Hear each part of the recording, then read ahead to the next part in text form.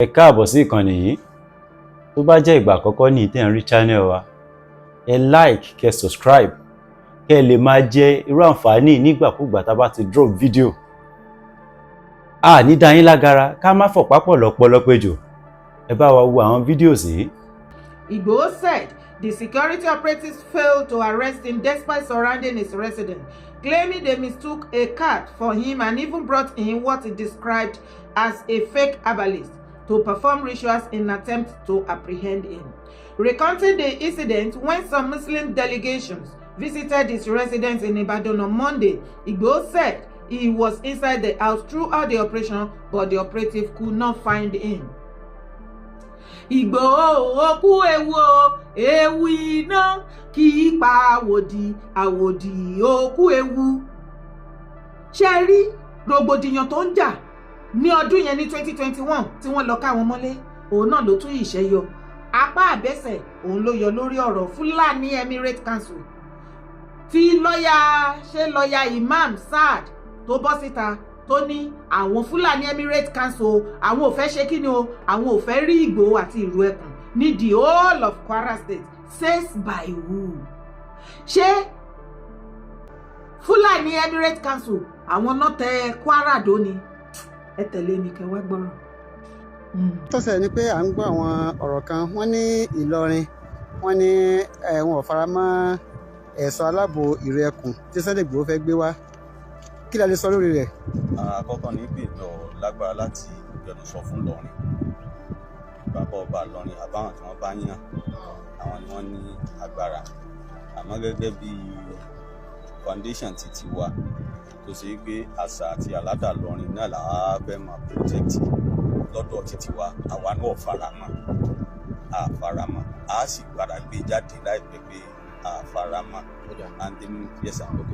Ojú wo lẹ fi wò àti pé kí ló dé tẹ̀ fi faramọ́? Ojú tí àwa fi wò àkọ́kọ́ ni wípé ẹni tó dá ìlú Ẹkùn lẹ̀, ẹni tí gbogbo ayé mọ̀ pé divisionist ni, ẹni tí ó sà ń sọ̀rọ̀ nípa bí wọ́n ṣe kọ́ Nàìjíríà, òun ló ń champion Yorùbá nation. Yorùbá yìí ti mọ̀ yẹn, it's no more a secret pé Sunday Igboho òun ló ń champion Yorùbá nation. So gbóò la nígbà wá ti fẹ́ trust rẹ̀, and Yorùbá nation gbà yẹn gbogbo àwọn activities wọn wọ́n ní pé wọ́n láwọn ń bọ̀ wá ìjákì lọ́rin, àwọn kò ń bọ̀ wá, àwọn fẹ́ wá Yorùbá lọ́rin, so ń pa wá lẹ́rìn. So nígbàgbọ́ àní confidence nínú the so called ìlú Ẹkùn àti ẹni tó dálẹ̀. So that is our position as members of the Ìlọrin Heritage Preservation Foundation. Mo sọ lẹ́ẹ̀kan a sọ̀rọ̀ fún Ìlọrin, à ń sọ̀rọ̀ fún foundation àti títí wa táwa ń sojú pé position títí wa o, a sì padà gbé jáde, a sì ṣègbésẹ̀ tó bá yẹ ká ṣe. Ìlú Ẹkùn àtẹni tó dálẹ̀ àfẹ́ wọn nílọrin, àfẹ́ wọn Kwara. Nígbà tó jẹ́ pé ó ti wá tọ́sí ti tó pé Ìlọrin gan-an ti ṣe ìfilọ́lẹ̀ rẹ̀ báyìí ńkọ́? Kò dí wa lọ́wọ́ láti ṣègbésẹ̀ títí wa, kò dí wa lọ́wọ́ láti ṣègbésẹ̀ tá a bá fẹ́ ṣe. Because èyí tí àwa fẹ́ ṣe òun ni wípé ká find out ṣé ìjọba ti fún ní license ní Kwara lọ́kàn wa. Wọ́n lè máa lọ ṣe ogun tí wọ́n bá fẹ́ ṣe ní Ọ̀yọ́ tó ti wá àbí South West, but ní Kwara ti ti wá yìí agenda divisionist wọn yẹn ni náà ni objective wọn, ojú tá a fi ń wò nù tó ti yé. Ìmọ̀ ní gbogbo Ọ̀yọ́ wọ́n profile àwọn Fúlàní, àwọn Haúsá, gbogbo alárí gbogbo èèmọ̀ tí wọ́n hàn wọ́n, ìjọba sì dákẹ́. So tíjọba ọba wa fẹ́ crisis ní Kwara State kí wọ́n tètè lé wọn padà síbi tí wọ́n ti wá, because in Ìlọrin here we are going to protect ourselves. Orúkọ yín lẹ́ẹ̀kan sí? Orúkọ mi ni Umar Saad Imam tí ọ̀pọ̀lọpọ̀ àwọn èèyàn mọ̀ sí US Imam. Tẹ́ gbẹnusọ fún? Tá à ń gbẹnusọ fún Ìlọrin Heritage Preservation Foundation. Ọba ó ti dá oró àtúntò àwọn ọmọ tó gbà àwọn ọmọ akíkanjú máa wà nù lù yìí, kò sẹ́ni kankan nù lù ilé mọ́ ti sá lọ. Àwọn ọmọ akíkanjú máa wà ń bẹ́ àrùn ní sí wọn máa wá, á tẹnu wọn, á fún wọn ní nǹkan tó lè mọ lò tó ń bọ fi sáàbò fún àwọn fámìlì wọn tó bá lè jọ wọn pé wọn máa gáàdì wọn bó ṣe kó wà nìyẹn. Ẹgbẹ́ mọ́tò nǹkan fún ọmọ lọ síwájú ọ̀rọ̀ ewu lù yìí sí àwọn ọmọ tó máa mọ̀ ń bẹ̀ ẹ máa rẹ́ni sí wọn nínú lù yìí. Ẹ mọ òkú ewu ewu iná kì í pa àwòdì òkú ewu. Bẹ́ẹ̀ ni, ǹjọ́ ìmọ̀ wípé rabaraba ogun tó lọ jà wọ́n ní 2021 tí wọ́n fẹ́ pa wọ́n sílé ẹsẹ̀ àbápá ẹ̀ ó tún ìyọ síta lórí ọ̀rọ̀ Kwara tó ṣẹlẹ̀ tó jà rìnrìn lọ́wọ́ àbọ̀ máa rí traces ni tó bá mọ bọ́ ṣe study nǹkan tó rárá fi balẹ̀ tó jẹ́ kójú inú ẹ̀ kó ṣiṣẹ́ fún ẹ. apá àtẹsẹ̀ àwọn tó orchestrate bó ṣe lọ attack Ìgbòho pé kí wọ́n pa the same set of people yẹn àwọn náà ni wọ́n lọ sí ọ̀dọ̀ Aláàfin Ọ̀wọ̀ Adé ní ọdún tí Ìgbòho sọ wípé àwọn kó àwọn èèyàn kó tẹ̀lé wọn lọ kí bàbá pé kán bá wọn bá bàbá Tinubu sọ̀rọ̀ lórí freedom wọn ṣebí gbogbo wa la rántí gbogbo nǹkan tí Aláàfin Ọ̀wọ̀ Adé tó fojú wọn rí gẹ́gẹ́ bí original ọmọkọ Yorùbá tó jẹ́ o tó jẹ́ ọmọ Ọ̀yọ́ ń bẹ o ṣebí gbogbo wa la mọ̀ wípé iṣẹ́ ọwọ́ Ganiyu Ige Adams ni ẹ farabalẹ̀ ẹ má sọ wípé kìdí kan èmi sọ nǹkan tó ń ṣẹlẹ̀ fún yín gbogbo nǹkan tó ń ṣẹlẹ̀ ní Kwara kò ṣẹ̀yìn Gani OPC ẹ ti gbàgbé pé ó ní OPC faction ní Kwara tó bá dẹ̀ tó wá fẹ́ sọ wípé kò yé ẹ ní ọjọ́ tí Chief Igboho tí wọ́n lọ sí Kwara sí Ìgbómìnà ń bẹ̀ ẹ rí ọ̀pọ̀lọpọ̀ àwọn fídíò tí àwọn bọ́ìsì ìlú ẹkùn tí wọ́n ṣe tí ó sọ pé ẹ ti láàní wọlé ẹ láàgùdọ̀ wọlé wọn ò ní jẹ́ ká wọlé a ti wọlé ìyá yín tẹ bá tó ẹ máa bọ̀ nǹkan kan a ti wọlé àtúwọlé kanlẹ̀ àtúnṣegbà àtúnṣàwò tó já sí wípé àwọn náà wọ́n ti gbọ́ Ganiyu Ige Adams ti wà wí ẹ̀ wípé Chief Igboho fẹ́ wá sí Kwara nípa àwọn ọmọ Kwara yìí invite wọn nítorí Gani ò fẹ́ kí Ìgbòho lọ bẹ̀ because lójú Gani bí Chief Igboho ṣe ń lọ káàkiri lórí ọ̀rọ̀ insecurity ilẹ̀ Yorùbá yẹn ó rò pé ó fi ń gba star káàkiri ni ó fi ń kí òun mọ́lẹ̀ òun ló yẹ kóun máa lọ káàkiri gbogbo àwọn palace yẹn gbogbo ibi tí Ìgbòho lọ gbogbo nǹkan tí Ìgbòho ṣe òun ló yẹ kó máa lọ àbíkẹ́ tí òun ò bá tiẹ̀ ní lọ ó yẹ kí Ìgbòho wá gba àṣẹ lọ́wọ́ òun kó máa carry òun along àbí anything of such àbí kí Ìgbòho má tiẹ̀ ṣe kankan kí Fúlàní lè pa wá dáadáa ó ti bẹ̀rẹ̀ láti ṣé ẹ fẹ́ sọ pé Gani ò mọ̀ sí nígbà tán lọ bọ́ọ̀sì ilé Ìgbòho ní 2021 gbogbo wa la mọ̀ pé ó wà wẹ́ẹ̀ náà yes Mákindé náà dẹ̀ wà wẹ́ẹ̀ Mákindé àti Gani 5 and 6 ni wọ́n ṣó ti gbàgbé pé Mákindé fi Gani Adams ṣe brand ambassador Àmọ̀tẹ́kùn ó rí mọ́tò tó gbé sí díẹ̀ ni kó lè mọ bí géèmù ṣe ń lọ tó bá tún wá ní irọ́ ni tí Ọ̀yọ́túnjí bàbá ọba Ọ̀yọ́túnjí case ẹ má bínú pé mo mention yẹn àwọn boys Gani àwọn náà ṣiṣẹ́ yẹn ìgbà tí Chief Igboho fẹ́ lọ kí bàbá wa Aláàfin Ọ̀wọ̀ Adé gẹ́gẹ́ bí ojúlówó ọmọkọ Ọ̀yọ́ tó jẹ́ wípé bàbá ṣẹ̀ṣẹ̀ gorí oyè ókè mo fẹ́ gbé ìgbésẹ̀ pé ẹ̀yin àgbàgbà ẹ̀yin ọba lọ́ba ẹ bá mi bẹ̀ bàbá wa Pbat wípé kí wọ́n foríjì mí o kán fún mi ní freedom ṣebí gbogbo wa la rí nǹkan tí wọ́n fi ojú wọn rí ní ààfin lọ́jọ́ náà ṣé o fẹ́ sọ fún mi pé o mọ̀ yín pé Ganiyu Ige Adams òun ló ti débẹ̀ ṣáájú ẹ̀ òun ló ṣe gbogbo ìlóró gbogbo idán yìí tó bá tún wá ní irọ́ ni ní ìgbà tí ọ̀rọ̀ oríire kidnapping ṣẹlẹ̀ ìgbà tó di kàráǹgídá ta pèpèpèpè tí Gani tó jẹ́ pé ẹjọ́ ọmọ kan lẹ́tà títí tó fi kó àwọn ọmọ yẹn tó fi lo almost 2 months nínú igbó mo ti kọ lẹ́tà òun ni Gani pariwo throughout tó fi gbà àwọn ọmọ yẹn kò síbi tó ti dìde àbáwọn bọ́ẹ̀sẹ̀ báwọn tiẹ̀ fẹ́ takútù kan ẹjọ́ àròyé ìjà èpè òun lè rí tán ṣe lọ́nláì kò rí kankan ṣe throughout. Ìgbòho bọ́ síta gẹ́gẹ́ bí akọni ọkùnrin tó jẹ́ àtojúlówó ọmọkọ Yorùbá wàá rí nínú ìwà àtiṣe wọn Bíbélì ti sọ wípé by their fruit ye shall know them. ó dẹ̀ bọ́ síta nìyẹn ó tàbí ó gbìyànjú gbogbo ìgbìyànjú tí màá yẹn fẹ́ ṣe sí Ìgbòho ìjọba Mákindé ò fàyè gbà àbálọ àbábọ̀ ṣebí Ganiyu Ige Adams náà ló sọ̀rọ̀ tó ní olóye ìgbà tí Chief Igboho wá fi agídí sí pé àwọn fẹ́ wọ ọ̀dọ̀ Ọ̀yọ́ pààkì yẹn gangan nǹkan tó ń dún mọ̀wúrú ń bẹ̀ àfẹ́mọ́ kó bọ́ síta ó ní Mákindé tètè ṣe kí ni abẹ́ ti gbàgbé fídíò yẹn ó ní Mákindé ya tètè gbé kọ́fì jáde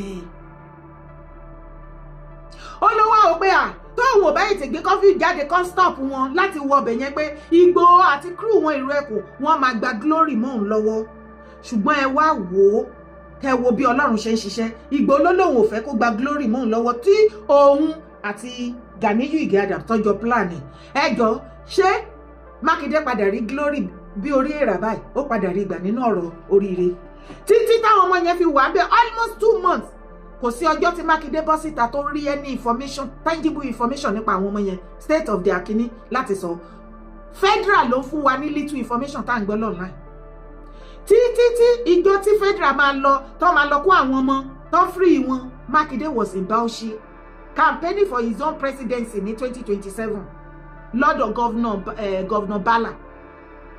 The same governor tó múra kankan lórí ọ̀rọ̀ àwọn Fúlàní. Ẹ gbọ́dọ̀ pa Fúlàní tó bá pa yín. Anything Fúlàní governor Bauchi Bala. Òun ló ń sọ lẹ́nu ọjọ́ mẹ́ta wípé kí federal government kí wọ́n adopt Arabic language sínú curriculum kíní wa ní school. Mo ń ṣe àlàyé kó lè máa gbé yín débẹ̀ ní ká lè mọ bí Gani ṣe máa operate. Ṣé àmọ́ pé Gani láwọn boys ẹ̀ ní Kwara? Ṣé àmọ́ iye fídíò tí àwọn Gani boys ní Kwara tí wọ́n ti ṣe lẹ́nu ìgbà tí wọ́n kó àwọn ọmọ oríire against Igboho? Okay. Wọ́n ti wá gbé pé àwọn ọmọ Kwara wọ́n ti pé Chief Sunday Adéyẹmọ Igboho kan come to their aid, kan wá meet àwọn ọba wọn, kan ṣe gbá kan ṣàwo. Èyí ló ti dé tí Gani ò fẹ́. Kí ni Gani kí ló rò pé ó lè ṣe o tó fi máa stop kíní yẹn? Gbogbo ọ̀nà ni Gani gbìyànjú títí ẹ kọ́kọ́ rí pé ìgbà tó kọ́kọ́ fẹ́ lọ wọ́n lọ bá gọ́fìnà ní gọ́fìnà sọ wípé wọn ò gbọ́dọ̀ rí ìró ẹkùn kí Ìgbòho má wà. Àbí along the line everybody dá sọ̀rọ̀ yẹn. Gọ́fìnà ní kò sí nǹkan tó jọ bẹ́ẹ̀ kó máa bọ̀. Ìgbà tí Ìgbòho fi lọ bẹ̀ àti tó fi dúró àti ìgbà tó ti kúrò ńbẹ̀ wàhálà àti ìdààmú wo ló ṣẹlẹ̀? Kò sógun kò síjà kò sọ́tẹ̀, everything was peaceful. Everything was what? Was peaceful. Ìgbà tí Gani wá rí wípé ọ̀dọ̀ gọ́fìnà apá ẹ̀ tó ti bọ́, kò sí nǹkan tó lè ṣe sí mọ́ láti stop ẹ̀. Òun lẹ rí wọn tán lọ. Ìwọ tó bá lè gbọ́ fídíò tó bá follow àwọn fídíò Chief Sunday Adéyẹmọ Igboho, lára àwọn fídíò tí àwọn boys ìrẹ́kùn tí wọ́n ṣe, ẹ rí àwọn brothers wa tí wọ́n ní ẹ láàní wọlé àti wọlé o adẹ wọlé kanlẹ̀ tó bẹ́ẹ̀. Ṣé ti rí gèmì yẹn bó ṣe ń lọ? Ìyí ló bí Gani àti àwọn OPC Kwara nínú gbogbo nǹkan tẹ́rí tí lọ́ọ̀yà Imam Saad tó ń sọ àti Fúlàní Emirate Council kì í ṣe pé bí wọ́n kàn déédéé jí wọ́n kàn ní kó wá ṣe iṣẹ́ ọwọ́ Gani ni. Ṣé wá rí àwọn nǹkan tó wá fi gbáǹdì torí kó lè tà létí gbogbo ẹ̀yin ọmọ Ìlọrin àti the rest of Kwara ni wípé Yorùbá Nation activist òun ni Chief Igboho. Wọ́n dẹ̀ jẹ́ kó yé wa wípé ní ìgbà tí à ń ṣe campaign Yorùbá Nation pa fẹ́ dá dúró, tí Fúlàní ti fẹ́ pa wá tọ́tọ́ ti hàn wá léèmọ̀, tí ìjọba Buhari amòye ọba tí wọ́n padànù nínú ìjọba nílẹ̀ Yorùbá. Even ní Kwara ó ní iye ọba tó ní tẹ́mi ẹ̀ ti lọ sí ibẹ̀. Ní ìgbà tá wá sọ̀rọ̀ àwọn campaigner alá máa gba Ìlọrin padà. Tá a bá gba Ìlọrin padà tán yányán tó become Yorùbá land, of course yes, life sí àní ṣé ká gba Ìlọrin padà ká máa fi ọba ká máa pè ní emir. Ọba lókù tá a máa jẹ́ bẹ́ẹ̀, àbí mo parọ́? Ọba lókù tá a máa jẹ́ bẹ́ẹ̀. Wọ́n ní nítorí àti sọ wípé à ń bọ̀ wá gba Ìlọrin padà fún Yorùbá àti wípé tá bá gbà padà ọba la máa jẹ́ ọmọ lé emir kúrò. Àwọn nǹkan táwọn ń lò nìyẹn kó lè tà létí gbogbo àwọn tó kù, especially àwọn mùsùlùmí tí wọ́n ìwà ní inú ìgbèkùn ẹ̀sìn tí ọ̀rọ̀ tí ìyé wípé wọ́n ti fi ìgbèkùn ẹ̀sìn wọ́n ti fi mú yín sínú modern slavery. Ṣé rí gbogbo bí gèmí ẹ ṣe ń lọ? Ṣé ti rí bó ṣe ń lọ? Gbogbo kíní yẹn ò ṣẹ̀yìn Gani ló wà brain behind it. Àwọn eléni nìkan báyìí máa ń wà bẹ́ẹ̀. Èmi náà ní irú eléni nìkan bẹ́ẹ̀, ọkùnrin ni. Gbogbo nǹkan tí mo bá ń ṣe láyé behind the closed door, gbogbo àwọn tó bá máa pè gbogbo wọn ló máa ń lọ, àtọkùnrin àtobìnrin. Gbogbo iṣẹ́ tí mo bá ń ṣe ó máa ń gbógun tì behind the closed door. A lọ sọ́dọ̀ ilé àpèlé àròjọ mọ́ mi, kò sí live video mi kí n tó débẹ̀ báyìí ó máa ń débẹ̀ ṣáájú mi. Ó máa ń comment gan with fake ID. Àwọn fídíò tí mo bá ti sọ̀rọ̀ tó rí pé òun lè lò láti fi against mi, láti fi create hatred fún mi, kí a ó ti gbé ó ti share káàkiri pé ó rí nǹkan tó sọ, ìwọ má gbà ó, lọ ṣe báyìí. Irú àwọn èèyàn bẹ́ẹ̀ yẹn wọ́n máa ṣiṣẹ́ kú ni, torí wípé ọdẹ tó lóun fẹ́ ṣọ́ Olódùmarè orí ègún nínú wọn máa kú sí. Wàá ṣiṣẹ́ wàá kú. The same thing apply to you Gani. Tó bá lò ní sinmi lórí ọ̀rọ̀ Ìgbòho, ó rí wípé aṣọ iyì ẹ ó shrink, bóyá ń gbógun tì ní kọ̀kọ̀ àti ní gbangba, ó rí pé ó shrink yóò mọ shrink títí ṣorígbà tó bá kú téńté báyìí kó wá parẹ́ pátápátá. Mi ò ló máa kú o, kí orúkọ àti ìyà àti everything tó fi ń jẹ́ jìjìnjì tó ó ti kọjá áàfù báyìí tó ti tán bẹ́ẹ̀. Tó bá máa fi ìgbà ẹ ló máa rò pé o fẹ́ bọ́ síta o fẹ́ ṣàtúnṣe. then it will be too late to cry when the head is off. Ó lọ̀rọ̀ tí máa sọ fún Ìgànnì lọ má fídíò yìí tó bá dọ́dọ̀ ẹ bá mi mú fídíò yìí pamọ́ pé èmi dára mo sọ bẹ́ẹ̀ fún ẹ Ọlọ́run ṣé wá rí gbogbo àwọn tó ń tì ẹ tẹjọ́ ń ṣe nísìn o ò ní rí márùn-ún ní pé márùn-ún tí ẹ gbà nù wàá rí ṣé wá rí àwọn tó ń gbógun tì tẹjọ́ ń ṣe é sìn wàá rí pọ́dọ̀ ẹ ló ti máa rí gbogbo wọn don't worry àsìkò ń bọ̀ tó o fẹ́ mọ ayé gangan ó rò pé o ti mọ ayé o mọ̀ ìwà ẹ̀dá àbí àsìkò tó fẹ́ mọ ìwà ẹ̀dá wípé ìwọ̀nba lèèyàn máa ń gbẹ́ kòtò ọ̀tá má gbé lágbèjì torí o lè rò pé ọ̀tá ni kó jẹ́ ìwọ ló máa padà kó síbẹ̀ ibẹ̀ ni kọ́kọ́ là ń lọ tẹ̀lé mi wo bí. ọba wọn nílùú. ó ní dá fún ẹ láì pọ́tẹ́bù lẹ́nu ẹ sólùwò ó kéré ó tí ọba lẹ̀ ní àwọn bá fi lọ bá a pa ìwọ rádaràdà ìwọ ọmọ òṣì ọmọ rádaràdà yìí ọba mi rí ọba àdúgbò fi o olúwo ṣe rí fi o ìwọ onírànú ọmọ òṣì ọmọ sọ̀rọ̀ olúwo jọ́ sẹ́niọ̀ ọmọ jẹ́ bí àwọn ọba second class wọ́n á bèèrè first class olúwo kó jẹ́ kí orí ẹ̀ ó pé kó má fi olúwo kàn bí ọba kankan orí ẹ̀ sì burú láì orí rádaràdà aláàbí ara ọ̀pọ̀lọ́. ìwò ó ní first class. ṣe ráyé ṣe ti ráyé ẹ̀yin èèyàn mi yuna sí bó ṣe ń lọ òkè mi wá láti wá gbèjà Portable no bọ àwọn ọ̀rọ̀ tó sọ ń bẹ̀ yẹn wípé kọ́ má sọ̀rọ̀ kọ́ má rí Gumi Olúwo ọba yín kọ́ má rí fín ṣé Rashidi Gumi Olúwo ẹ gbà mí ìgbà àkọọ́lẹ̀ ti wà ńlẹ̀ kó o tún ajíire ni mọ́mọ́ ẹ wá àti gbogbo ẹ̀yin ọmọ Ìwó tí ẹ ríran ó dẹ̀ pé ẹ ti gbé parí ojú yín ti blọ́ àbí ẹ mọ bóyá ń lọ nílẹ̀ kó o tún ajíire ilẹ̀ Yorùbá ṣé ojú Yorùbá náà lẹ ṣe fi ń wò tèmi this is new face of Yorùbá land. Ìwọ mọ̀mọ́ yìí a máa fi ẹ́ pàrokò ránṣẹ́ lọ fún Rashidi Gumi ọba yín Olúwo wípé ó ti sọ àgbàdo mọ́dì ó ti dohun àmúṣeré fáyẹ́dìyẹ. Ibo ni mọ̀mọ́ yìí and the rest of you tẹ wà ní ìgbà tí Olúwo tó máa kó àwọn ọmọ Saudi. Ẹ bá wa bèrè látijọ́ tó ti kó àwọn ọmọ Saudi wá. Ìjọ́ wo ni ọba Saudi ti fún yín ní scholarship ẹ̀yin mùsùlùmí Ìwó tó sọ wípé kẹ́ lọ kọ́ engineering. Tó ní kẹ́ lọ sí higher institution kẹ́ lọ become a doctor.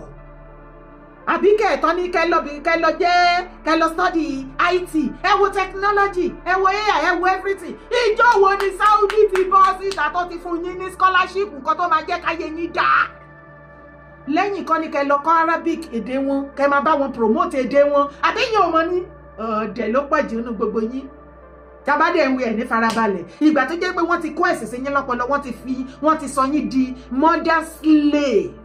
They are practicing modern slavery with the religion now. Notice if anybody tó bá ti gbé ẹ̀sìn yẹn báyìí kò gbọ́ nǹkan táyé ń sọ mọ́ òdì ayé ni báyé bá lọ wájú báyìí ó máa fẹ̀yìn ẹ̀yìn ló ń lọ straight bí ayé bá lọ right left ló ń gbà lọ kò sí nǹkan tó normal nínú ayé gbogbo nǹkan kò sí nǹkan láti jọ́ tí mo ti gbọ́ àdìtì Quran ò fẹ́ mùsùlùmí ò fẹ́ kò sí nǹkan rẹ tó mú ayé forward tí Quran padà fẹ́ mọ́ kí notice ṣé ẹ gbọ́ lẹ́nu lọ́ọ̀yà yẹn náà ni torí àwọn ò fẹ́ mùsùlùmí Quran ò fàyè gbà àwọn tẹ̀lé ẹ̀sìn wọn ò fàyè gbà mi ì tí ì rí kẹ mú kí nǹkan rẹ ṣẹlẹ̀ rí kẹ sọ wípé Quran fi àyè gbà nǹkan oríire báyìí kí ló dé tó jẹ́ pé gbogbo nǹkan tó bá ti dá aláyé tó wà positive ó ní Quran máa ń lòdì sí ẹbí kámi dán the same Olúwo tó bọ́ síta tó lọ sí Saudi tó lọ kó àwọn ọmọ Saudi wá